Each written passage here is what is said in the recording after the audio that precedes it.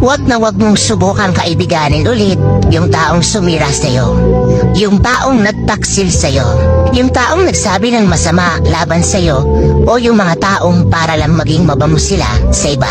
Tapos ikaw, na kaibigan nila, binabaho nila. At madalas mangyari ito doon sa mga taong patas na lumalaban. Kaya kung isa ka sa mga nakadanas ng ganito, yung pagkatapos mong pakisamahan at itrato ng ayos, gagawan ka pa ng kwento. Huwag na huwag mo silang kakaibiganin ulit. Marami pang tao dyan na pwede mong makasama. Yung tao na magiging masaya kasama ka. Yung mga tao na sasabayan ka sa tabumpay, hindi hihilahin pababa. Bagkus, ipupush ka pa paitaas.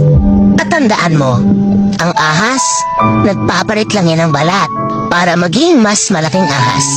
Pero, kahit ilang beses pa yan magpalit ng balat niyan, ahas pa rin yan.